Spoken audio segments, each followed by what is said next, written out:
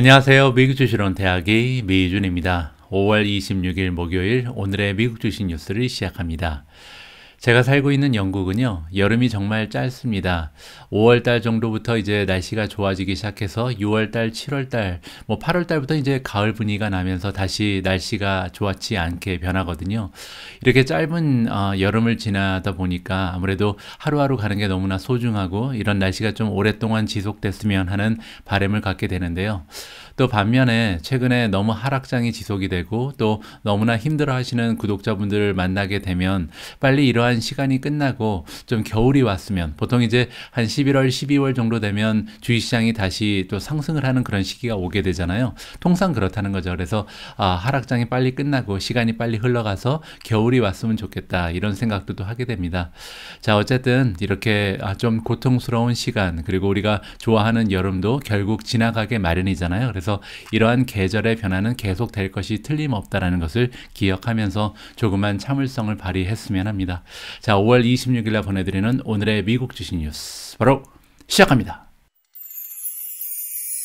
자, 오늘 방송에서도요, 소중한 구독자분들 중에 한 분께서 남겨주신 댓글을 좀 읽고 나서 시작을 하겠습니다. 최지미님께서 남겨주신 댓글인데요. 과거의 미국 주식 역사에서 폭락 시절과 지금의 하락 변동성은 좀 다르게 판단해야 될 것 같습니다. 2차 대전이나 닷컴 버블 붕괴 때만 해도 주식 투자가 지금처럼 일반화되지 않았고 HTS나 MTS가 발전하지 않았고 2008년 미국 금융 위기 때만 해도 유튜브 같은 주식 전문 미디어가 없었기 때문에 주식 변동에 대한 대응이나 뉴스에 덜 민감했지만 지금은 24시간 정보를 휴대폰으로 접할 수 있고 매매가 가능합니다. 따라서 시장 상황 변화에 투자자들의 쏠림 현상이 과거보다 크기에 변동성이 과거보다는 2배 정도는 크지 않나 생각해 봅니다. 경기 변화의 선 반응이 현상이 더 빨라지다 보니 어쩌면 반등도 과거보다 더 빨리 나올 수 있다고 봅니다. 라고 굉장히 소중한 의견을 남겨주셨습니다. 이 댓글은요, 여기 옆에 나와 있는 하락장이 두려운 투자자들을 위한 미국 증시 역사의 조언이라는 컨텐츠를 보고 남겨주신 댓글이고요. 충분히 저도 동의할 수 있는 부분입니다. 왜냐하면 아무래도 최근 들어서 미국도 마찬가지고 한국도 마찬가지고 젊은 분들이 주식시장에 뛰어들 수 있었던 이유가 애플리케이션이라든지 여러 가지 주식 거래 웹사이트가 생겨났기 때문이잖아요. 그리고 너무나 쉽게 하루에도 몇 번씩 주식 거래가 가능하고 따라서 굉장히 쉽게 주식을 매매하는 그런 일종의 습관이라든지 결국 문화가 형성이 되고 있는 그런 추세입니다. 따라서 예전보다 조금 더 빠르게 주식시장이 하락세가 발생할 수도 있는 거고, 일단 반등을 시작하면요, 예전보다 더 빠르게 반등을 할 가능성도 있다. 우리가 한번 지켜봤었죠. 2020년 3월 달부터 반등이 시작했을 때 얼마나 빠르게 V자 반등이 가능한지 우리가 직접 확인을 해본 바가 있습니다. 따라서 최지미 님께서 남겨주신 내용처럼 앞으로 반등이 일어난다면 정말 이렇게 좀 예전보다는 좀 더 빠르게, 템포도 빠르게 일어나고, 그리고 또 지금까지 떨어진 그 주가를 빠르게 회복했으면 하는 그런 바람을 가지고 있습니다. 최지미 님께서는요, 미준 패밀리 분들 중에 그런 분들이 굉장히 많이 계신데 매일매일 소중한 그 의견을 게시해주고 계시거든요. 예전에도 좀 남겨주신 댓글을 제가 늘 유심히 이렇게 좀 보고 있었는데 굉장히 고수의 향기가 나는 그런 구독자분들 중에 한 분입니다. 제 생각에는요, 아마 주식시장에 굉장히 오래 계셨거나 아니면 경제 공부를 좀 많이 하신 분이 아닌가 생각을 합니다. 예전에 최지미님께서 남겨주신 댓글 여러분들 한번 찾아서 보시면요, 많은 도움을 받으실 수도 있다고 생각을 합니다. 자, 소중한 댓글 남겨주신 최지미님께 다시 한번 감사의 말씀을 드립니다. 자, 이번에는요, 어제 수요일 날 미국 증시의 마감 시황을 살펴보도록 하겠습니다. S&P 500이 0.95% 올라가면서 마감이 됐고요. 다우존스는 0.60% 올라갔습니다. 나스닥이 플러스 1.51로 굉장히 좋았죠. 마지막으로 러셀 2000이 2% 가까운 상승을 보여준 기분 좋은 하루였습니다. 자, 어저께 이렇게 증시가 올라간 것도 기분이 좋지만요, 그래프의 모양이 굉장히 좋습니다. 보시는 것처럼 중간까지는 좀 고전을 면치 못하다가 막판에 좀 치고 올라갔거든요. 있거든요. 자, 이렇게 미국 증시가 3대 지수 모두 중간에는 조금 부진하다가 막판에 이렇게 상승을 도모할 수 있었던 이유는요. 조금 있다가 기사 하나를 통해서 여러분들께 설명을 드리도록 하겠습니다. 자, 어제 개별 종목의 성적표도 좀 살펴봐야겠죠. 자, 미준 4차 산업혁명 포트폴리오에 들어가 있거나 아니면 제가 관심을 가지고 있는 개별 종목 중에 가장 주가의 흐름이 좋았던 종목은 코인베이스입니다. 9.45%나 올라갔고요. 업스타트가 그 뒤를 이어서 8.86% 플러스, 줌도 최근에 굉장히 추세가 좋습니다. 8.48% 올라갔고요. 다큐사인이 8.34%, 더 트레이드 데스크 어저께 굉장히 많이 빠졌잖아요. 그리고 나서 하루 만에 8.3% 반등에 성공을 했고요. INTU는 인투이티드죠. 8.29% 플러스, 누홀딩즈가 7.66, 로크가 7.12%, 로블록스 6.83, UiPath 6.77, 그리고 유니티가 6.25% 올라갔습니다. 실버게이트 6.14, C리미티드가 6.11%, 뭐 그 밖에도요, 6%, 5%, 4% 정도 올라간 성장주들은 굉장히 많이 발견할 수가 있다. 이렇게 정리가 가능할 것 같고요. 자, 이번에는 메가테크 기업들이 어떻게 됐는지 한번 살펴봐야겠죠. 최근 들어서 빵 기업들도 굉장히 주가가 많이 빠졌잖아요. 자, 어제 엔비디아가 5% 넘게 올라갔습니다. 자, 엔비디아가 이렇게 많이 올라간 이유는 오늘 어닝 발표가 있기 때문에 좀 기대감이 올라간 게 아닌가 생각을 하는데, 조금 있다가 엔비디아의 어닝 실적을 여러분들과 함께 공부해 보도록 하겠습니다. 자, 테슬라가 4.82% 올라가면서 그동안 좀 주춤했던 모습을 조금 만회를 했고요. 넷플릭스가 4.11%, 아마존도 2.64% 올라갔습니다. 페이스북, 메타 플랫폼즈가 1.36%, 마이크로소프트 1.17, 애플이 0.25% 올라갔고요. 구글이 유일하게 빠졌습니다. 0.05% 소폭 하락을 보이면서 마감이 됐습니다. 자, 오늘 첫 번째로 준비된 소식은요. 어제 미국 증시가 중반 이후부터 갑자기 치고 올라갈 수 있었던 계기를 마련했던 소식을 여러분들과 공유해 볼까 합니다. 자, 기사의 제목을 보시면요. 페드의 미닛이라고 나오죠. 미닛은 이제 의사록, 회의록을 얘기하는 거거든요. 우리가 이제 흔히 얘기하는 FOMC의 의사록이 어제 공개가 됐거든요. 그러면서 나스닥, S&P 500, 다우존스 모두 막판에 좀 좋은 수익을 올릴 수가 있었다. 주가의 흐름이 좋았다. 이렇게 우리가 설명을 해볼 수가 있는 거죠. 자, 구체적인 내용을 한번 살펴보겠습니다. 자, uncertain trading이 이어지고 있었다. 그러니까 섹션 초반에 주식 증시가 이제 열린 다음에 초반에는요, 분위기가 좀 불확실했다는 얘기입니다. 그래서 오늘 FOMC의 의사록이 발표가 되는데 좀 굉장히 어두운 면이 들어가 있지 않을까 걱정을 좀 했었던 거죠. 자, 그런데 메이저 US 에퀴티 에버리지, 이게 이제 3대 지수를 얘기하는 거거든요. 앞에서 소개드렸던 S&P 500이라든지 나스닥이라든지 다우존스 3개 모두 굉장히 솔리드한 게인, 그래서 좋은 주가의 흐름을 미드 애프터눈부터, 그러니까 오후 늦게부터 보여주었다라고 이야기를 해주고 있습니다. 자, 그 이유는 여기 나와 있는 것처럼 미닛이 발표가 됐다는 거죠. 지난 FOMC 미팅에 의사록이 공개가 되면서 그 안에 있는 내용이 좀 긍정적으로 시장 참여자들한테 받아들여졌다. 이렇게 우리가 이해를 해볼 수가 있습니다. 자, 어떤 내용이 들어가 있었는지 여기 정리가 되어 있는데요. 폴리시 메이커라는 것은 연준의 의원들을 얘기하는 거죠. 연준의 멤버들이 어디에 지금 집중을 하겠다, 인플레이션에 집중을 한다라고 얘기하는데, 언제 그러냐면요, in the near term입니다. 따라서 단기적으로 봤을 때는 우리가 인플레이션을 잡기 위해서 굉장히 많은 노력을 하겠다. 나쁜 얘기가 아니죠. 인플레이션이 굉장히 좀 경제에 악영향을 끼치기 때문에 인플레이션을 잡아줬으면 하는 것은 시장 참여자들이면 누구나 가지고 있는 희망입니다. 거기에 집중한다고 써 있고요. 그리고 더 좋은 뉴스는 뭐냐면, 그리고 나서 인플레이션을 빨리 잡고 나서 나중에 플렉시빌리티, 좀 여유 있게 여기저기 유연성을 발휘하겠다라고 얘기하고 있죠. 그래서 올해 말에는 유연한 모습을 보여줄 가능성이 있다라고 굉장히 긍정적인 신호를 보내줬습니다. 지금 앞으로 몇 개월 동안은 굉장히 좀 타이트할 것이다. 그래서 인플레이션은 꼭 잡겠다라고 얘기하고, 그리고 나서 올해 말 정도가 되면 긴축이 영원하지 않다. 긴축이 없어질 수도 있다. 어떻게 보면 그 양적 긴축을 지금 굉장히 심하게 할 거다. 그리고 장기적으로 할 거라는 불안감이 엄습하고 있는 상황에서 그렇지 않을 수 있다는 희망을 시장에 안겨줬다. 이렇게 우리가 정리를 해볼 수가 있을 것 같습니다. 자, S&P 500이 총 11개의 섹터로 구성이 되어 있다고 말씀을 드렸잖아요. 그 중에서 10개의 섹터가 어제 상승을 보여줬습니다. 따라서 시장 전반적으로 분위기가 좋았다는 거죠. 그리고 가장 좋은 모습을 보였던 섹터는 여기 나와 있는 컨슈머 디스크레셔널입니다. 임의 소비재라고 말씀드렸죠. 따라서 필수 소비재 말고 우리가 경기가 좋을 때만 좀 사용하는 그런 소비재를 임의 소비재라 그러는데요. 최근 들어서 굉장히 많이 빠졌었잖아요. 그러한 최근의 손실을 좀 만회를 했다라고 볼 수가 있고, 특히 리테일 기업들이 그랬죠. 그리고 테슬라, 그리고 아마존이 이쪽에 들어가 있는데 두 기업이 좀 앞장서서 주가를 끌어올리는 역할을 했다라고 이해가 가능합니다.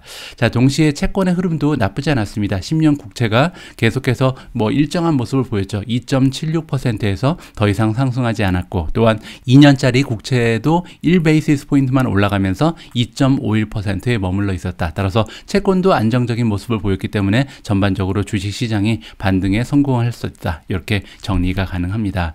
자, 이번에 발표된 연준의 그 의사록에 따르면요, 연준이 어떠한 내용을 발표를 했냐면 most, 그러니까 대부분의 폴리시를 만드는 그 의원들을 얘기하는데, 연준 의원들이 50 베이시스 포인트를 올리는 것을 지금 주장을 하고 있다. 50 베이시스는 1 베이시스 포인트가 0.01이잖아요. 따라서 0.5% 정도 금리를 상승할 것을 지금 의견이 수렴되고 있다. 이렇게 이해를 해볼 수가 있죠. 그리고 이 50 베이시스 포인트 올리는 것은요, 앞으로 2번 정도, 그러니까 FOMC 미팅이 2번 있을 텐데 앞으로 2번 동안은 이렇게 50 베이시스 포인트 올릴 것이다라고 얘기를 했습니다. 따라서 나쁘지가 않죠. 앞으로 2번 정도만 이렇게 올리고 그 다음부터는 오히려 50 베이시스 포인트가 아니라 25 베이시스 포인트 정도로 좀 하향 조정할 가능성이 열려 있는 거잖아요. 어떻게 보면 주식시장 참여자들한테 희망을 가져다주는 굉장히 좋은 의사록이 발표가 됐다. 이렇게 해석을 해볼 수가 있을 것 같습니다.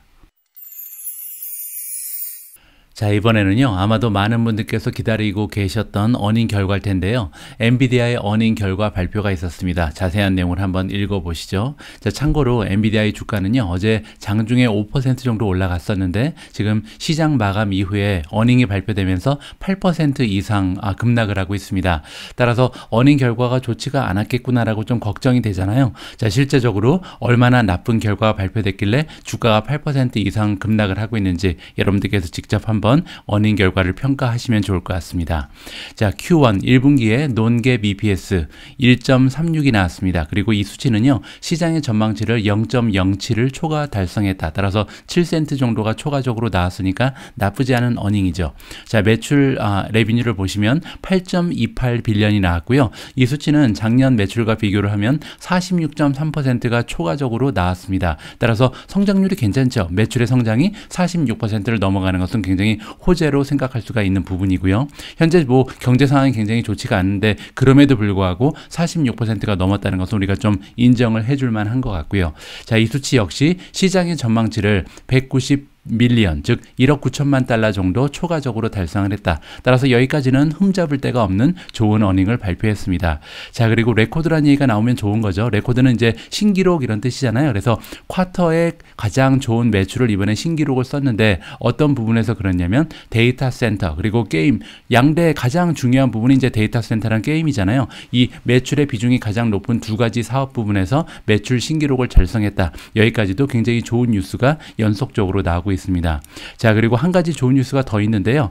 보드 오브 다이렉터, 즉 이사회라고 우리가 부르는 건데 이사회에서 이번에 올려줬다라고 나오죠. 그리고 연장을 해줬는데 뭐를 올려줬냐면요, Share Repurchase Program, 즉 자사주 매입의 프로그램을 이번에 증가시켜줬다, 이렇게 볼 수가 있거든요. 그래서 Additional Common Stock이니까 조금 더 자사주 매입을 많이 할 수 있게끔 승인을 받았다. 토탈 15 빌리언, 즉 150억 정도의 150억 달러죠. 150억 달러 정도의 자사주 매입을 2023년 말까지 할 수 있게끔 추가적인 승낙을 받아냈다라고 해석이 가능합니다.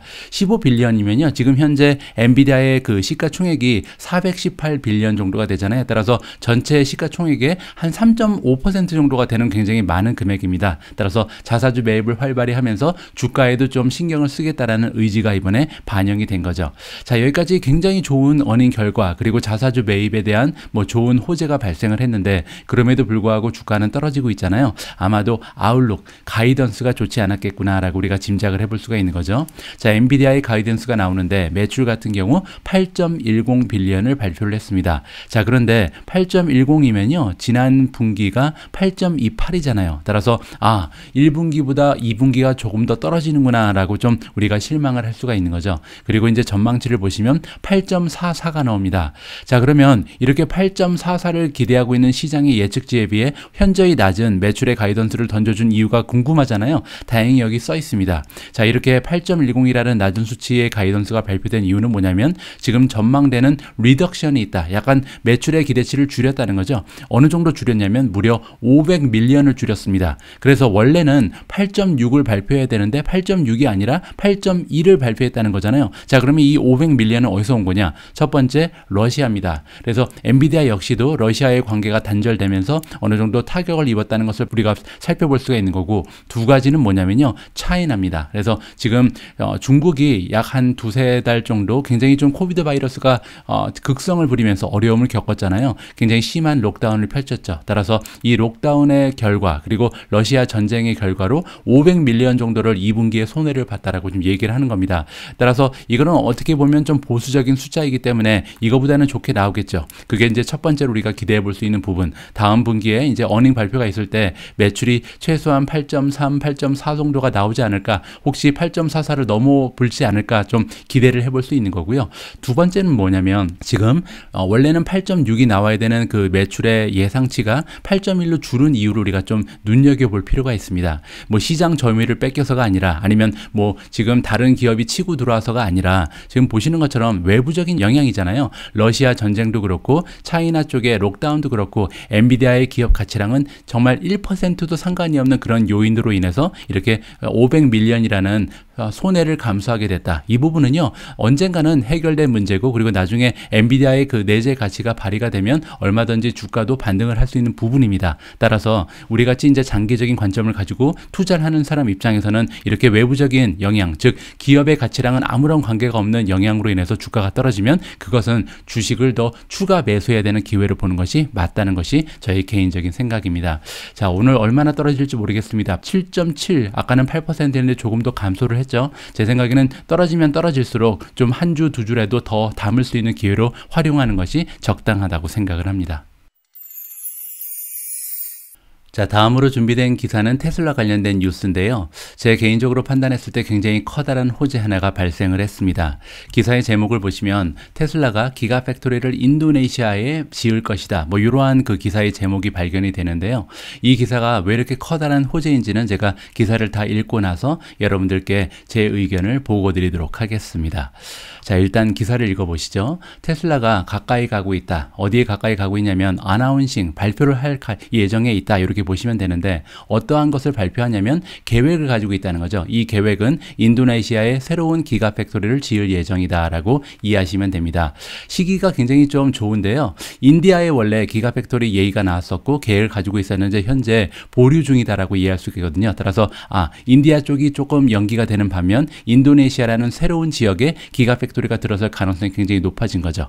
자, 인도네시아의 인베스트먼트 미니스터가 나오는데 투자부 장관 뭐 이 정도 되겠죠. 이 투자부 장관이 뭐라고 저번 주에 얘기했냐면 테슬라가 지금 동의를 했다. 어떠한 동의를 했냐면 EV, 전기차, 그리고 배터리 공장을 이 인도네시아라는 나라에 지을 것이다. 이게 이제 구두로 이제 협의가 됐다는 거죠. 그리고 이제 뭐라고 얘기를 했냐면 테슬라가 아마도 인도네시아에 올해 안에 들어올 가능성까지 있다. 그래서 지금 아직 계약서에 사인만 남겨놓고 있는데 이 사인이 빨리 된다면 올해 안에 진출이 가능하다라고 얘기하는 거죠. 자, 그렇게 되면 굉장히 좀 순식간에 빨리빨리 진행될 계획이 될 수도 있다라고 우리가 기대를 해볼 수가 있습니다.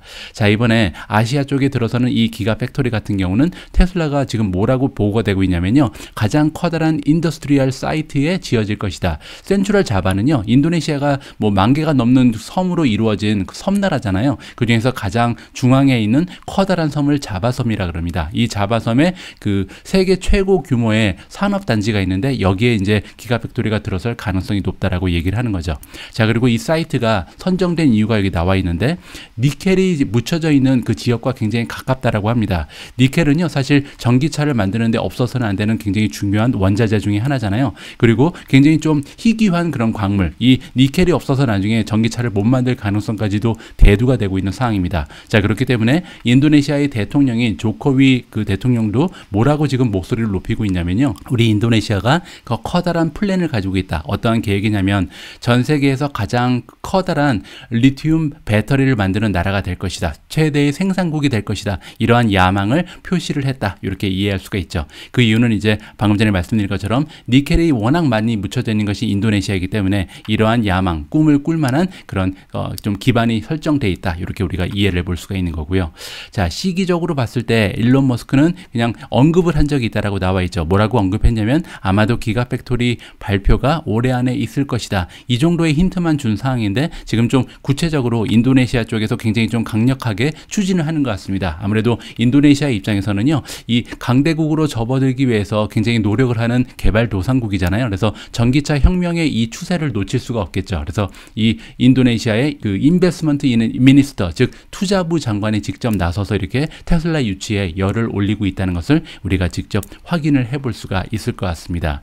자, 앞에서 말씀드린 것처럼 저는 개인적으로 테슬라의 그 인도네시아 진출이 굉장히 중요한 의미를 가지고 있다고 생각을 하거든요. 물론 이제 첫 번째 이유는 테슬라는 차가 없어서 못 파는 그런 기업이잖아요. 따라서 기가팩토리가 계속 늘어나면 늘어날수록 생산 대수가 늘어날 거고, 그렇게 되면 판매 대수가 기하급수적으로 올라갈 수밖에 없는 구조를 가지고 있습니다. 따라서 일단 기가팩토리가 어디에 들어서건 만드는 것이 굉장히 중요하죠. 그래서 기가팩토리가 들어선다는 자체가 최고의 뉴스가 될 수 있다는 것이 첫 번째 희소식이고요. 자, 두 번째로 인도네시아가 어떤 나라인지를 우리가 좀 기억을 해야 되는데요. 인구가 전 세계에서 네 번째로 많은 나라가 인도네시아입니다. 전 인구가 한 3억 명 가까이 2억 8천만 명이 되거든요. 따라서 이렇게 많은 사람들이 좀 살고 있는, 거주하고 있는 그런 섬나라가 인도네시아인데, 여기에서 이제 자동차 기업이 진출을 한다면, 테슬라가 진출을 한다면 그것도 전기차가 아직 전혀 보급되어 있지 않은 나라이기 때문에 선두의 그 자리를 좀 확립할 수 있는 계기가 되지 않을까 우리가 기대를 해볼 수가 있는 거죠. 자, 이 얘기를 듣고 이렇게 반문하시는 분이 계실 거예요.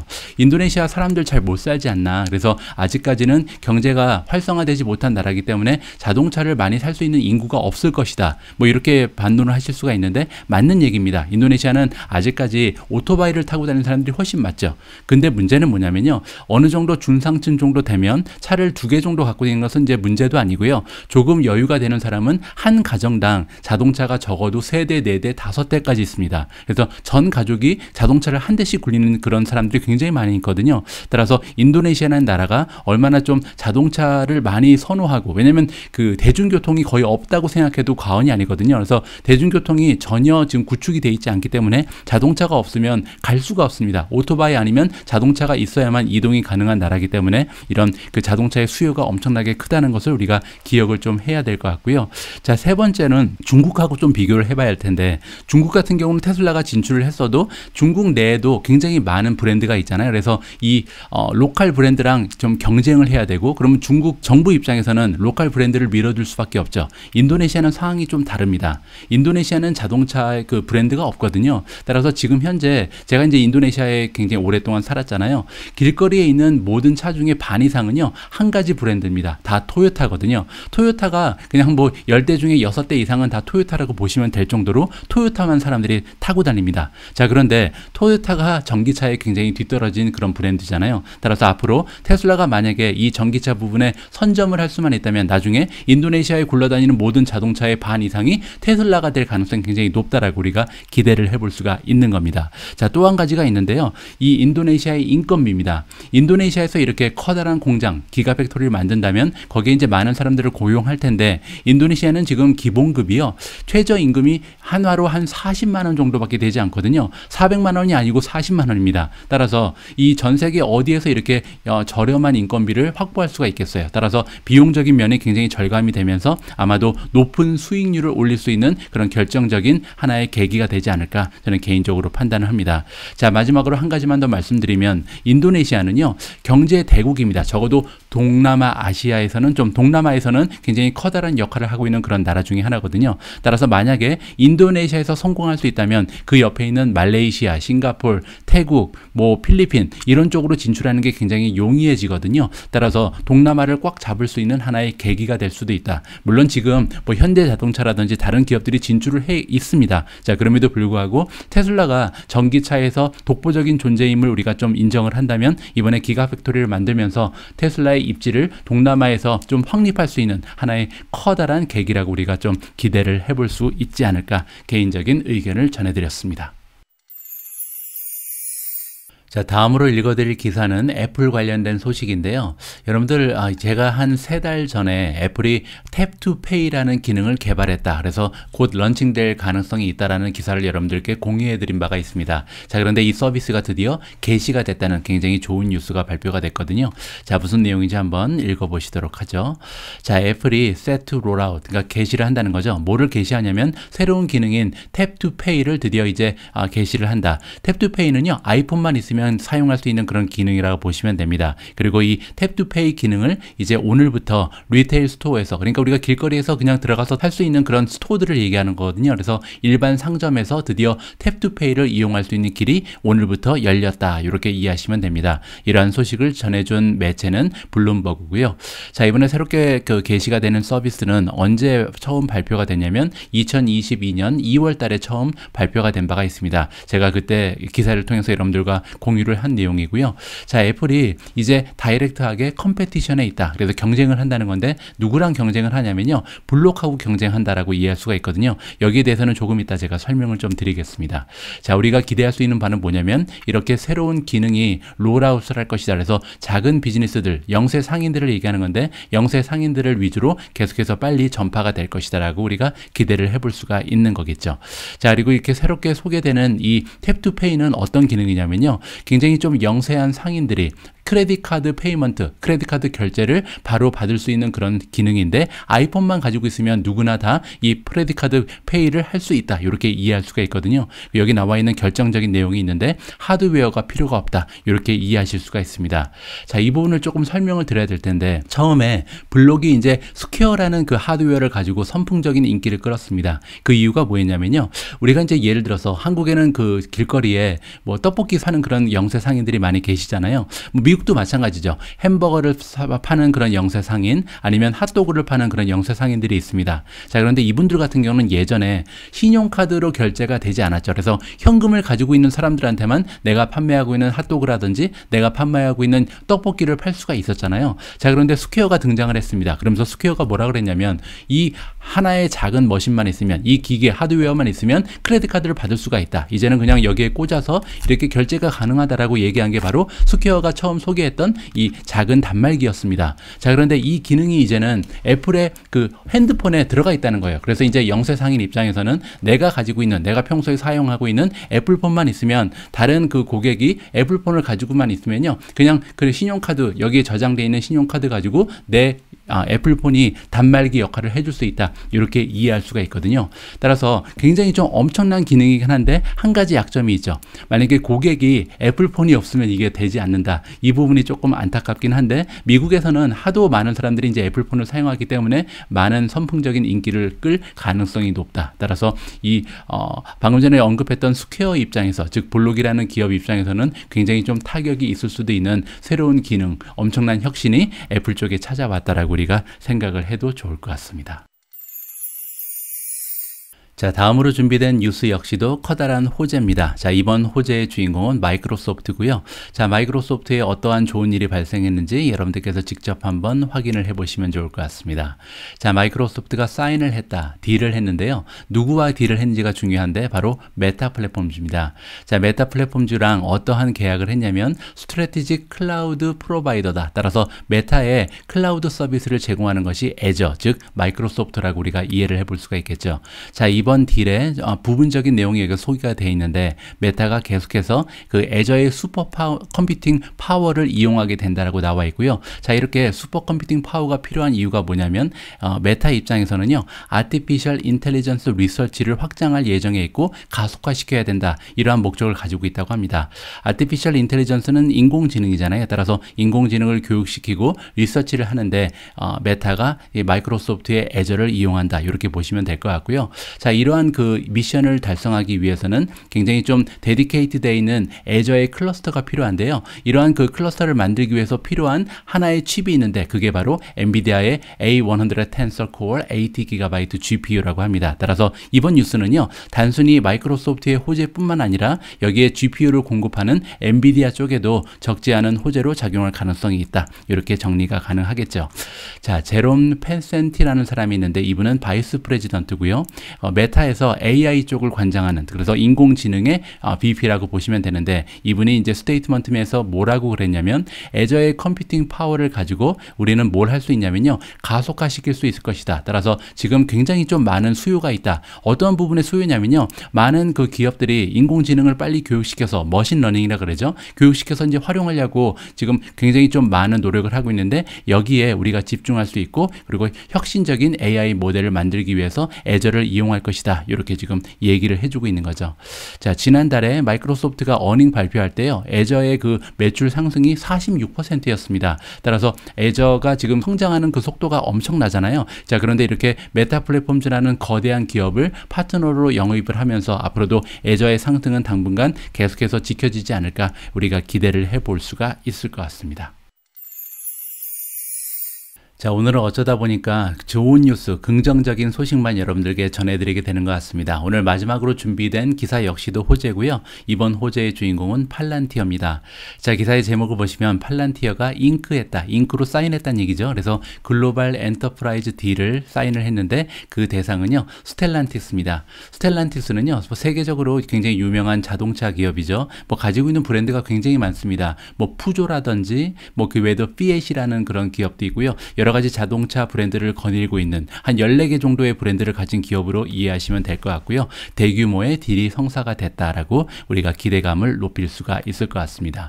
자, 팔란티어 테크놀로지가 이번에 사인을 했다. 글로벌 엔터프라이즈 딜이고요. 오토모티브 메이커인 스텔란티스랑 계약을 한 거고요. 자, 이번 딜의 부분적인 부분을 생각을 해보면 스텔란티스가 디플로이를 할 건데, 소프트웨어 펌, 여기가 얘기하는 소프트웨어 펌이 바로 팔란티어죠. 팔란티어가 제공하는 소프트웨어 중에 파운드리가 있습니다. 이 상업적인 목적을 가지고 그 운영하는 이런 소프트웨어인데요. 이 파운드리의 오퍼레이팅 시스템을 이용한다. 운영 체제라고 부르는 거죠. 이 운영 체제를 그들이 가지고 있는 모든 브랜드에 적용을 한다라고 얘기할 수가 있는 거고, 그 브랜드뿐만이 아니라 비즈니스 펑션이라든지 공장에도 활용을 할 것이다. 따라서 이 그 스텔란티스가 가지고 있는 여러 가지 그 브랜드의 모든 그 운영 체계를 이번에 파운드리로 바꾼다. 이렇게 우리가 이해를 해볼 수가 있는 거죠. 자, 그러면서 이번 계획, 이번 파트너십이 결성된 이유가 뭐냐면요, 엑셀레이트 한다, 가속화시킨다는 거잖아요. 그래서 뭐를 가속화시키냐면 이 스텔란티스라는 기업은요, 지금 단순한 자동차 기업에서 디지털 기업으로 탈바꿈을 할 그런 계획을 가지고 있는 것 같습니다. 그래서 보시면 디지털 트랜스포메이션을 한다, 디지털로 옮겨간다는 거죠. 그래서 계속 지속 가능한 모빌리티 테크 기업으로 새롭게 태어나기 위해서 이번에 많은 투자를 하는 것으로 우리가 이해를 해볼 수가 있습니다.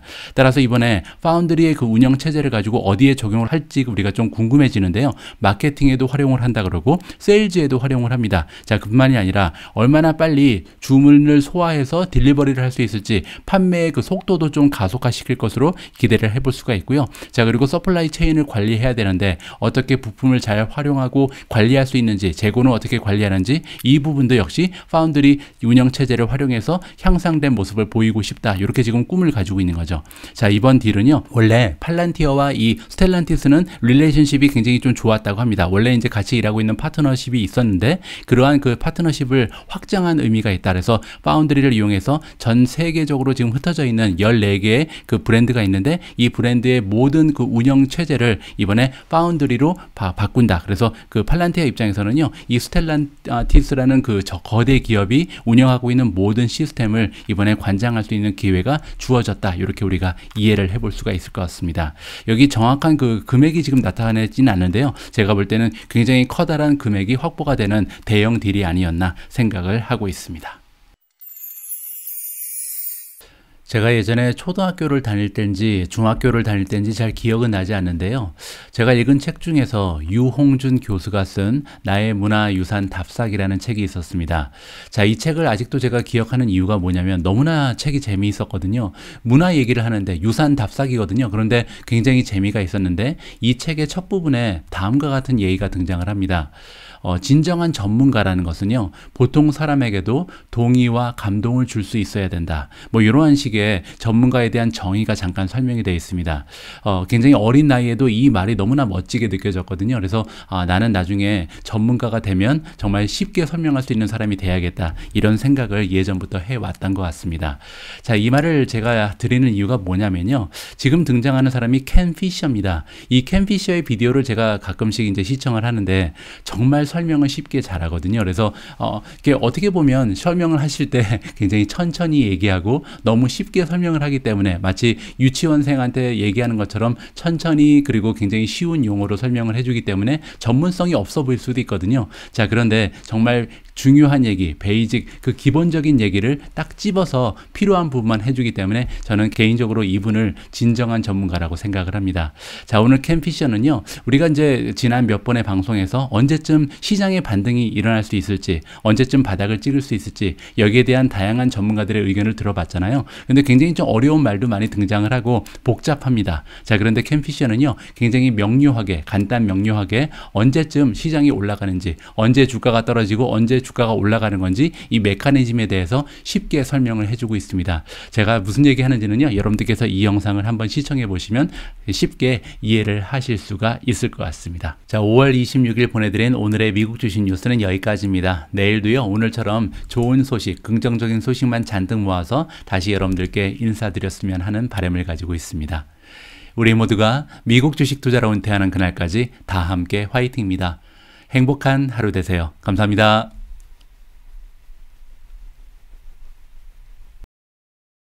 So we have a lot of concern because of